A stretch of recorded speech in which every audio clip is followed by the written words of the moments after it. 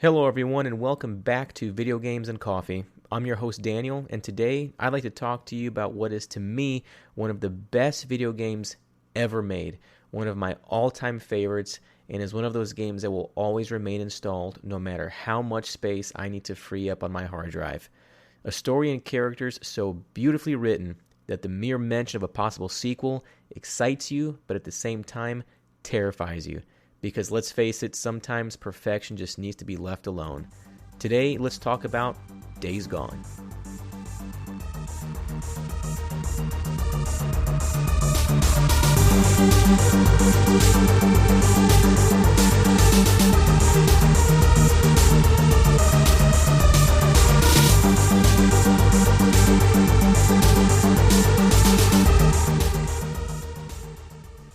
Okay, well, welcome to the show. If you're a first-time listener, thank you very much for tuning in and giving me a shot today. If you're a frequent flyer and a repeat customer, thank you very much as well, because obviously a 37-year-old man talking about video games is definitely your thing. So I really lucked out with that one. If you're not familiar with the podcast, Video Games and Coffee, we don't like to give away any spoilers or ruin it for anybody. I'm here to just talk about video games that had a real profound effect on me, whether it's more recent games or games that I grew up on. I really just love to show the game some love and the developers some love as well. So hopefully you enjoy what I have for you today, and let's go ahead and get started. All right, Days Gone. So the reason I picked this up a while back when it was first released in 2019 was because it checked all the boxes for me. Open world, motorcycles, zombie killing, or freakers. Let's cover that real quick. You have your human enemies in Days Gone, but you are also fighting off hordes of infected that, to be clear, are not zombies. Despite their incredibly fucked up appearance, they are actually still people, infected people, and not reanimated corpses. So freakers, that's what the infected are called in the Days Gone world. Days Gone was developed by Bend Studio in Oregon, famous for their Siphon Filter games, published by Sony, and was a PlayStation exclusive up until this year, actually, when it was just recently released on PC. You play as Deacon St. John, a name that sounds so hard and manly that it practically punches you in the mouth every time you say it. You are a biker that is surviving in a post-apocalyptic world. You're surviving with your best pal and fellow motorcycle club member, Boozer, as bounty hunters, hunting both freaks and human trash alike. Deacon's story is incredibly solid in the game. You know and understand his motivation from the very beginning, and you buy it, so it's no surprise he's the hard-ass that he is. Deacon is voiced by Sam Witwer. Now, Sam has been in a number of things, if you look him up, but when I first searched for the voice actor for Deacon St. John and saw his picture, I was like, is that the little shit from Season 1 of Dexter who tried to take credit for the ice truck killer murders? That's immediately where my mind went to, and that's him from Dexter. His performance is wonderful in the game, and I love the personality he gave Deacon St. John. He can be so brutal and still come across as affectionate, bit sensitive at times as well, when needed, to other characters and situations in the game. Although he is an incredible hard ass, and he takes shit from absolutely no one, as you'll find. I do love the banter and inner dialogue they created for Deacon. The guy just sounds so angry and bitter at the world whenever he kills someone or something. It's something kind of like a "take that, you piece of shit" kind of thing, and it's hilarious whenever he takes somebody or something out. Anger management is a term that died off with the majority of humanity, it seems, in this game. The game starts off with a very dramatic cutscene. Total pandemonium in what seems to be a little town in Oregon where Deacon and his very injured wife are trying to be evacuated via a helicopter on a roof. His wife, Sarah, has a pretty deep cut in her abdomen, and he's arguing with a guy on the chopper claiming they're already over the weight limit. Deacon so delicately convinces him to get Sarah out of there and to get medical treatment after pointing a well-placed gun right in his face. Sarah wants Deacon to go with her, but he has to stay behind to help his buddy Boozer, who is also injured with a nasty cut on his leg. We are also, at this point, introduced to Boozer, Deacon's pal, who I guarantee you has never skipped shoulder day and has the deltiest deltoids I've ever seen on any person, fictional or real. Those sons of bitches are the scariest thing in the game next to the freakers. I do love the relationship between Deacon and Boozer. It was written very well. They consider themselves brothers and have each other's backs no matter what. That is something that stays consistent throughout the game, and you do feel that you can depend on Boozer to go down with you should you find yourself in trouble with no one else to turn to. Once the cutscene ends, we are in present-day Oregon with Deacon and Boozer. Set 2 years after the events that we saw in the cutscene, you quickly realize the world is absolutely, totally fucked up at this point. It's clear his wife Sarah is no longer around and she is presumed dead. It's not explained how much of an impact that whatever it is that happened in that cutscene had on the rest of the world throughout the game. It's not really elaborated on, but you do get the impression that it's, at the very minimum, all of the United States and quite possibly the rest of the world as well. Abandoned cars, houses, and businesses, the lack of military and law enforcement, and the presence of survivor camps all lead to the inevitable conclusion that it is at this moment, every man for himself and anything goes in order to survive. What I love about this game is your mode of transportation by motorcycle. That's not something that you really get in a lot of games like this.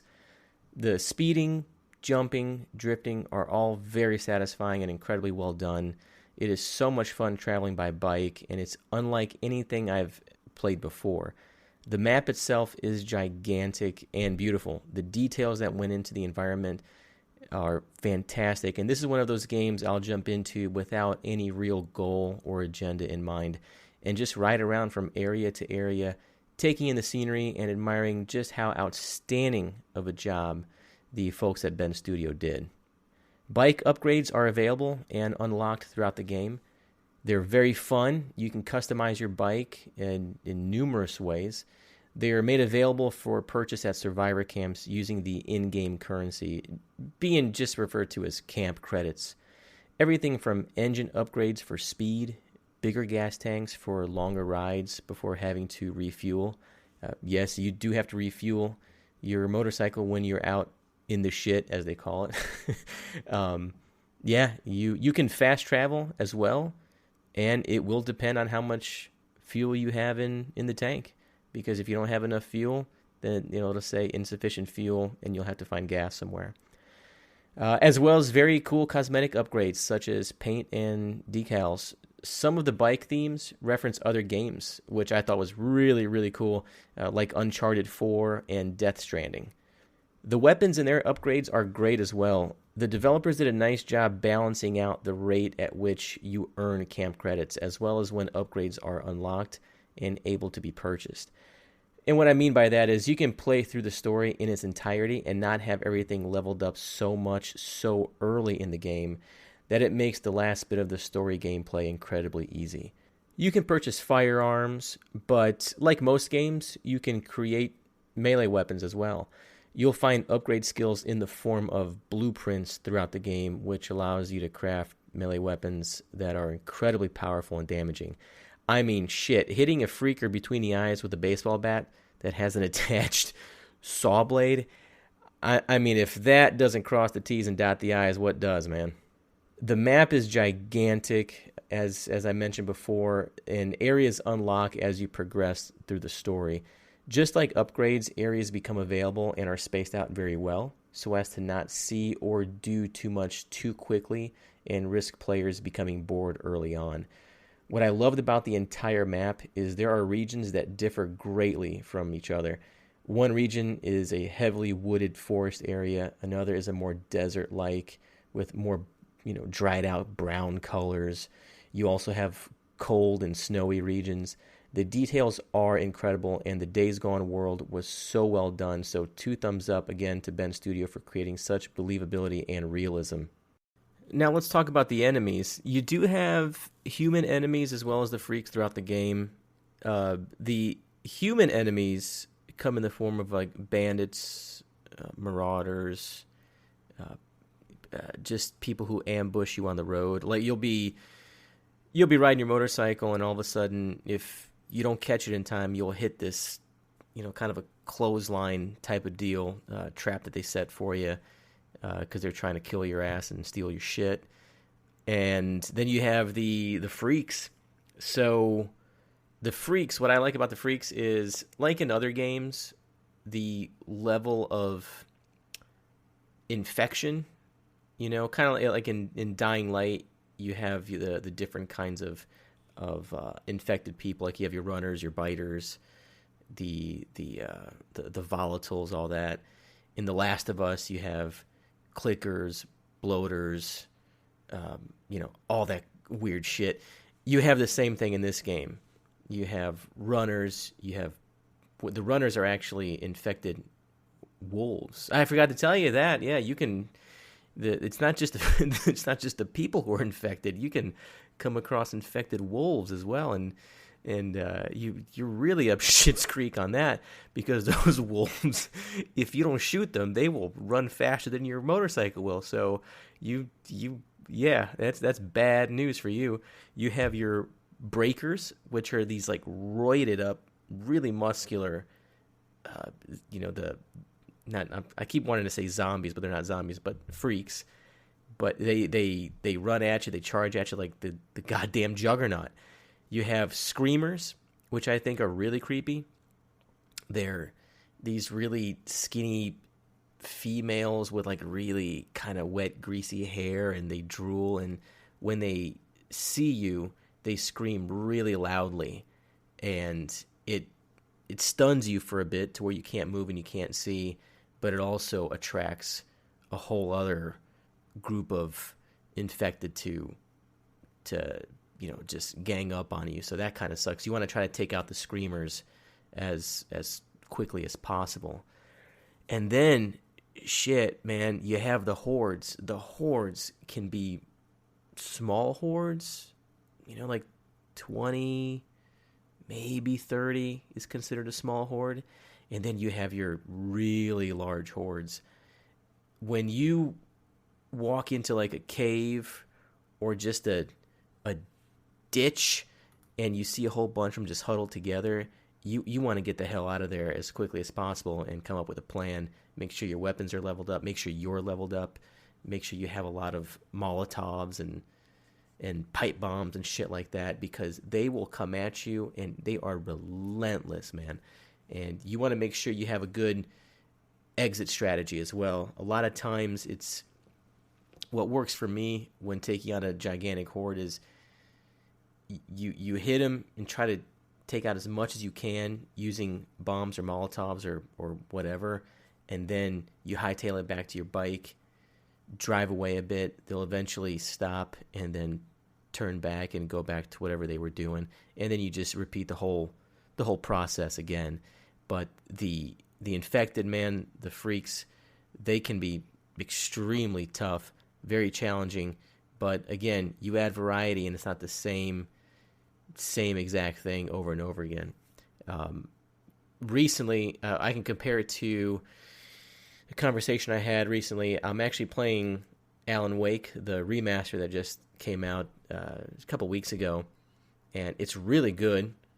The narrative, the story is really well done, but the enemies that you fight, what they call the Taken, it's kind of the same throughout the game so far. I think I've played through, I forget what they call it. Do they call it just, I think it's chapters or something?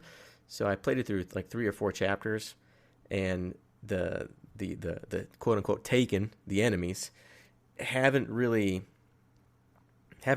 evolved. So it's kind of the same thing when you're fighting your antagonist, and you really want to get to the game just, obviously for the story, because at this point I'm not really expecting the enemies to get any worse or any harder. They might come at me in more numbers, but as far as how to take them out and the technique to do so, it seems to be the same thing. So, but that's certainly not the case with Days Gone. The freaks, the humans are definitely the same, and you know what to expect when you take out a ambush camp, for example. But the freaks, that's where it's at, and that's where you'll get your ass torn apart for sure. Now, I feel like I say this about every game score, so here's the part in the episode where I talk about the music, but I'm serious. The score for Days Gone is just awesome. Nathan Whitehead is the composer behind the badass music you hear, and this is another playlist I have in my rotation really often. The soundtrack contains tracks that are Whitehead's for the majority, which are original tracks for the game, but also contain 4 tracks that are songs you hear in-game by other artists, such as Jack Savoretti, Billy Rafool, Louis Capaldi, and Xander Reese. All really, really good, really, really solid. All the music fits just wonderfully when you're playing and really adds to the setting, the moment, and overall feel of the game. The first track, titled Days Gone, is kind of the theme song to the game, and it's the one you hear at the main menu. Skip down to track 6, titled The Broken Road, and nothing else on earth will make you want to ride a motorcycle with a backwards ball cap and take shit from absolutely no one more than listening to that song. The game controls are really, really good. Running, dodging, shooting, melee combat, everything is very fluid and makes for a satisfying experience when fighting humans and freaks alike. Everything feels very natural, and no action or motion really stands out to me as feeling awkward or difficult to perform. Same goes for riding your motorcycle. The steering is great, and you can perform jumps and power slides that all chain together nicely, and again, feels very natural. The only action that I ever experienced some weirdness with is when you're looting a car, for example. You have to hold down a button for a second, square on PlayStation, and I believe X on the Xbox controller. And sometimes Deacon will move left, right, forward, backs, shimmy here, and shuffle there until you line him up perfectly and face the object that you're interacting with. But it doesn't happen often, and it's the only thing that is even close to being considered annoying. But that may very well be due to my own bad habits. That's probably my fault because I'm rushing. I'm not getting Deacon, lined up exactly with whatever object he's interacting with. Because let's face it, I want to loot this car, get what I can get, and I just want to hop back on my bike as quickly as possible and continue whooping some ass. So I'm sure that's probably me. At the main menu, you can also play a challenge mode. So you can either hop into story or go into challenge mode. There are quite a few different types of challenges. So it's not multiplayer, and it's not anything that'll contribute to your story progress. But you have real fun stuff like surviving waves of freaks, doing a motorcycle race where basically you got to make it from point A to point B in a certain amount of time. Wiping out a horde of infected in a certain amount of time, picking up and dropping off survivors, things like that. I haven't spent too much time doing challenges, but what I did play was fun, and the variety of challenges you have to choose from should provide a good time depending on what kind suits you. So the variety, you should find something for pretty much anybody that wants to go in there and just kill a little bit of time and do something different than just the story. So let's talk about the elements that make a great story. The setting, the plot, the characters, conflict resolution. Days Gone hits all of those. A very important thing to do when developing a character is making you sympathize with them. If you are invested and care enough about a character that you sympathize with their decisions, whether those decisions are good or bad, then the storyteller has done their job well. Whether or not you agree with what they did, if you understand why they did it, then that's what's important. Think about it. Imagine a choice your brother, your sister, your best friend makes that you completely disagreed with. You care about them, you know them, so you understand. and you can sympathize with it. A bad choice a complete stranger makes doesn't really affect you one way or another. That's what separates what deserves your sympathy and what makes you care at all. So great job to the writers at Bend Studio who brought Deacon to life and made all of his experiences, his actions, his emotions, and decisions matter. His character and his character development, it's not empty. You really get to know him. I mean, just that inner dialogue, man. You sense the rage quite a bit. I've read some funny stuff online when people are talking about, like, my God, why is Deacon so angry all the time? But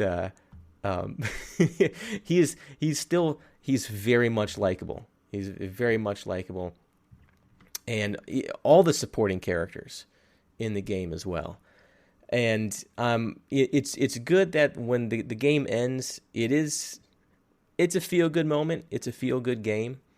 It doesn't end, believe me, it doesn't end nearly like, holy shit, man, The Last of Us 2? Yeah, It ends facing a completely different direction. So yeah, don't go into it thinking that just because there's the big doom, gloom, and dread of this really messed up world with this outbreak. No, overall, it's a very enjoyable game. And as I said in the beginning, I'm really looking forward to the sequel. I haven't really read anything solid or for sure on it, but I cannot imagine that there will not be a sequel to Days Gone. It's that good of a game, and I highly recommend that you give it a try. As of right now, I just checked. You can actually pick up Days Gone Deluxe Edition on the PlayStation Store, and you can pick it up on Steam as well for $50. So it's not too bad. It came down in price a little bit. So once you start up the game, the main menu has the beautiful score, the beautiful main theme to Days Gone by Nathan Whitehead, and I believe that track is called Days Gone. That is the main theme of the game. It's the main menu has a picture of a motorcycle, and actually the picture of that motorcycle, it changes depending on how you customize your motorcycle in the game, which I thought was a really cool, nice little touch. So the more you upgrade it and the more you customize it, it actually looks that way in the main menu. So you're greeted with that really good track. So when you start a new game, you got this really dramatic opening sequence. You get this town where everybody's running around like crazy. There's screaming and shit. There's, just complete chaos. So you meet Deacon and his wife Sarah. Sarah's been injured, and she's been stabbed. She says she's been stabbed by a little kid right in the stomach, right in the abdomen. So she's bleeding, and it's not looking too good. And you soon meet Boozer. Boozer walks up and sees what's going on. And at this point, you realize that what I said about Boozer before is no lie. He is exercising his right to bear arms here. I mean, holy shit. I mean, this son of a bitch, his arms are angry at his sleeves. And you'll know exactly what I'm talking about once you see a picture of Boozer. It's unbelievable. I mean, shit, his arms made me blush. But after he steps in and you meet him for the first time, you guys try to get Sarah out of there. And again, everybody's just going nuts. It seems like it's almost like the opening to The Last of Us. That kind of shit.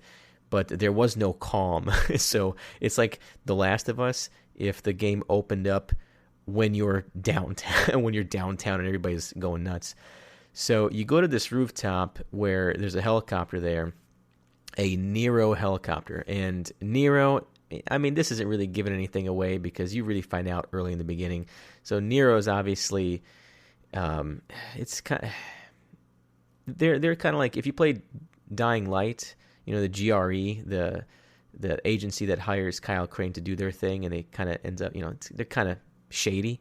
That's kind of what Nero is. You don't really trust them at all throughout the game. You don't really know what to make of them. But so there's a Nero chopper on top of a building, and you get your wife Sarah up there, and you approach this guy in this space suit, right? This hazmat suit named O'Brien. And Deacon says, hey, we need to get her to a hospital. She's bleeding out. And he very dramatically says there are no hospitals. It's like, oh shit, what happened? There's no, there are no hospitals left, right? So you're like, oh man. So you say, okay, well, you got to have some type of triage or MASH unit, whatever. And he refuses to take anybody at first, saying that they're already over the weight limit. And Deacon so delicately, puts his gun right in this guy O'Brien's face. I'll never forget his tone. I've never seen somebody with such a calm tone while pointing a hand cannon at somebody's face, going, O'Brien, very, very like, you don't want to say that. But, obviously that, you don't need to twist O'Brien's arm at this point. He says, okay, I can only take 2 of you, and there's obviously 3 of them. So Deacon puts Sarah on the chopper, with a very dramatic, I'll be back for you kind of little exchange. He says he's going to stay with Boozer. Now, Boozer also he's pretty injured. He has a nasty cut on his leg. And he says to Sarah, Boozer's never going to make it without me. So he puts Sarah on the chopper. They go, and then that scene just kind of fades out. And then cut to, I believe it's like 2 years later. Now, the reason the game's called Days Gone is because, from what I get up, so whenever you go to the pause menu, the main menu, it says 700 whatever days gone. So I'm assuming that that's the day count from that moment when he put Sarah on the chopper.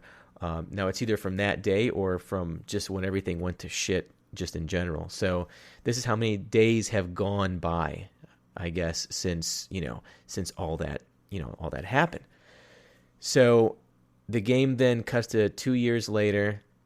Sarah's nowhere in sight. She is, presumed dead. It's just Deacon and Boozer. They're riding their motorcycles. And this is when the tutorial starts, because the tutorial starts with teaching you how to navigate and ride the motorcycle. Teaching the basic controls like acceleration, braking, the nitrous, and that kind of stuff.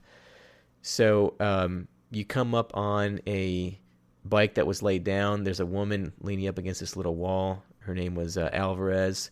She's not gonna last long. She kicks the bucket, and but not before giving a name, saying Leon did this, and Leon is this total, douche nozzle that it rings a bell with Boozer and Deacon. They obviously know who he is. And then it just so happens he rides past them. Like, I don't know why he returned to the scene of the crime, but he rides past Alvarez, who apparently he attacked and beat her to death. So she dies. They hop on the bike. They go after this guy, Leon. And this is more the tutorial. And you're learning to navigate the bike, doing, crazy jumps and shit like that. Really good. The bike steering and controlling may seem a little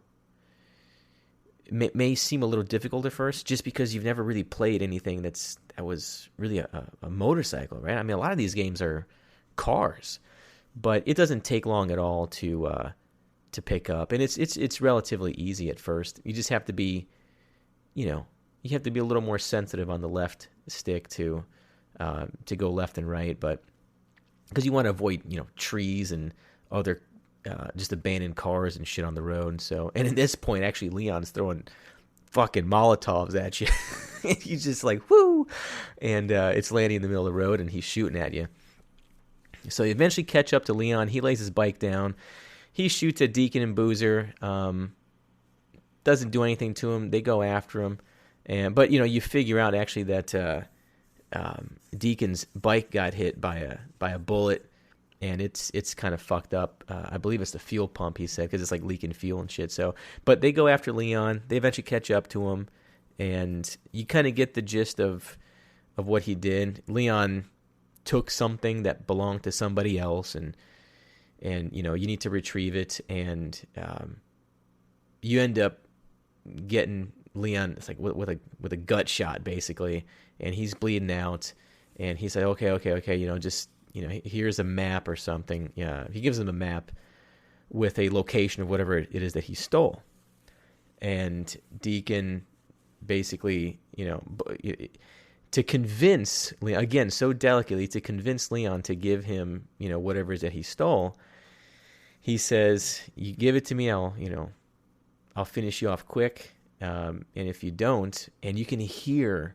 so they're on top of this like ridge or something like that, and you can hear all the freakers down in this little like this valley, and it's like a whole bunch of them, and they're all eating and feeding and shit, and he says, I can finish you off quick, or I can leave you to the freaks, and he says how it's pretty creepy how he says, you see, Leon, he kind of dips his finger in his blood. He's like, they can smell your blood from all the way down there. And it's like, oh, shit, right?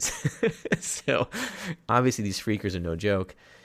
So, Leon gives him what he needs, and Deacon, finishes him off. And Boozer grabs Leon's ball cap. And he says something about, Tucker needs something for the bounty. So, you hear the name Tucker, you don't know who this person is. Yeah, so again, I don't want to give too much away, but that's really kind of how the game starts off. And again, Sarah's nowhere in sight, so you know that you're in for, what exactly happened on that day, what happened to Sarah, what happened to the world in general. So, but that's pretty much like kind of the, what happens in the very beginning. So it is very engaging. Like I said, the voice acting in this is fantastic. So it doesn't leave you bored. I heard somebody say that Days Gone starts off as kind of like it's a slow burn, but I don't mind it because in the beginning you're still learning the controls, right? Because it's more than just movement. You got to learn to craft items. You got to learn to track. And there's just, there's shit that you do when you're walking, when you're biking, and there's all kinds of stuff. So I don't mind kind of a slow burn in the beginning of a very long game because it gets me a little more comfortable so I can continue on further. And really to prove my point on that is an example is holy shit, Cyberpunk. So I was really psyched to play Cyberpunk, and Cyberpunk is a genre and a style that I really dig, and when I finally got it on PC. Motherfuck! I mean, the controls and the button combinations and actions and this and that. There is so much shit for me to keep track of when it comes to moving, fighting, aiming, shooting. Doing a takedown from behind, hiding the body, collecting things. I mean, that shit was like quantum. I mean, if you were to ask me to do anything in Cyberpunk right now, I mean, you might as well put up just one of those gigantic fucking Goodwill Hunting quantum physics problem up on a chalkboard, because that's the same. I mean, there is so much to that game. Now, I'm not taking away from it. Visually, it's a gorgeous game, and I'm sure it's a really good game. I just haven't put too much more into it. I played about an hour or so, but I mean, I even went through all the training stages, little training kind of sessions and shit, and holy Christ, I couldn't remember how to do shit. It was just a lot. So that's a game that takes some commitment. And preferably unmarried and with no children, but so that's why I don't mind somewhat of a slow burn in the beginning of a game like that, because it allows me to get a good feel and a good kind of get some momentum built up before things get too hairy. So that pretty much wraps it up for this episode. I mean, I don't want to keep talking at you the whole time. I mean, you probably experienced that guy that just goes crazy telling you a story and how awesome something is, and you're just like, oh, Jesus Christ, when's this over? But yeah, I hope I could convince all of you to give it a shot. I mean, the game is not for everybody. You can't walk away from it saying it's a bad game. Now, I'm not here to talk about frame rate, and bugs and all that shit. This is not the place for it because all those things get worked out. Unless a game is completely neglected and not updated, it's not a poorly made game. It's just maybe it's just not for you. So, but nobody can walk away from this game saying the story sucked.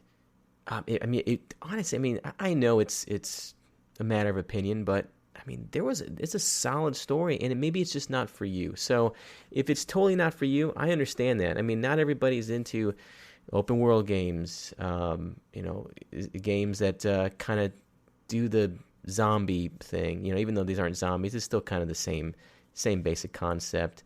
I myself, I'm not a big fan of sports games. I'm not gonna spend my money on Madden or anything like that. I'm not gonna walk away saying it's a bad game. It's just not for me. That's it. And let's face it, truly, the best sports game ever made was NBA Jam on Sega Genesis. So I'll just leave that right there. But it's days gone. Ben Studio set such a high bar now for anything that follows because it mixed a bunch of different elements from other games that are kind of like that into a very unique combination. I love this game. I absolutely love it. I didn't think I was going to like it as much as I did, and it surprised the shit out of me, and I was pleasantly surprised. I was glad that I was that I ended up liking it as much as I did. So, hats off to Ben Studio. You guys did a phenomenal job. I don't know if a sequel is. I know a lot of people talk about it on Reddit, and they everybody wants it, and every once in a while I'll get clickbaited into go into a page where I think it's something that has to do with the sequel, and it's just some fan made shit. But I'm very skeptical about a sequel because I really like this one. It's a feel good ending. It's a feel good game. Although there are bad things that happen, there are losses throughout the game. You do experience tragedies. You do experience about a bunch of ugly stuff. But it's not a game that you got to recover from because it was so depressing. It's a really good, solid game. It's a lot of fun, and the replay value is, it's unbelievable because you can still play it through the story and complete it, and still hop right back into it. You still have a lot of other hordes to clear out. Hordes, the big groups of freakers that nest throughout the map, and there's a whole bunch to clear out, and they're hard as shit sometimes because the hordes, Jesus, man, they could be anywhere from 30 to 600. It seems like some of them take a while and a lot of strategy to clear out. You have like your marauder camps and ambushes, that kind of stuff. But it is kind of depressing though when you do end the game and there's no more of the story that actually continues on, because you really did like the characters that you meet and that you become friends with. You did like the little missions that they sent you out on because there was always some kind of resolution, there's always like a little story behind the mission that you're going on. Like for example, you're supposed to hunt down some asshole that shot somebody in the back or something like that over some stupid, I don't know, some argument or some game or something like that, and they tell you over the radio it was such and such and such really wants justice for this person, whatever. So Deacon goes down and hunts their asses, and good night, Irene, bye. So you're like, sweet, justice was served. But it's just those little tidbits like that make a game like this just incredible. A really good experience, and like I said, I'm in love with the game. It easily For me personally, this is in my top 3. I cannot speak highly enough about it. I know it got a lot of beef over the bugs, and this is something else I really wanted to mention because Ben Studio was absolutely on it. A lot of people mentioned that there were bugs in the very beginning, and I never experienced any crashes. So I played it on PlayStation, on the PlayStation 4. I didn't even have the Pro. I just had the regular, just PS4. And the only bugs that I experienced were when sometimes I would stop the motorcycle and and the rear wheel would just keep fucking spinning, which is this is crazy. I thought it was funny, but so there was that, and another one was eventually a particular bike is put away in like a little storage shed and not used anymore, and every time I walked past that damn storage shed, the headlight to the bike was on. Dude, morning, day, night, it didn't matter. It was always on. I'm like, God, somebody shut that off. Shut that shit off. It's going to drain the battery. That's where my mind went to, because shit, I have a motorcycle, man. Batteries are not cheap, so turn that shit off. But I have to say though, when the game was first released, in the first 10 days, 14 days, Ben Studio put out numerous patches. Numerous. It was a lot. I've never seen that happen before. So these people were just sleeping at the office, constantly checking and constantly fixing it and listening to everybody's problems. I haven't experienced anything other than that or anything since. So I have not played the PC version. I do have it. I haven't given that a try yet. But I can say without a doubt on PlayStation, it's solid. I experienced no issues. But just give it a shot. If you love the game already, please let me know. We can talk about it. If you haven't played it, I hope this convinced you to give it a shot. And if you end up picking it up and getting the feel for it, let me know what you think. I'd love to talk to you about it because I think the game is that good. But thank you very much for joining me again. And again, for the first-time listeners, I hope that was okay. I hope you made it through. I hope you're listening to this and you didn't shut it off 3.5 minutes in.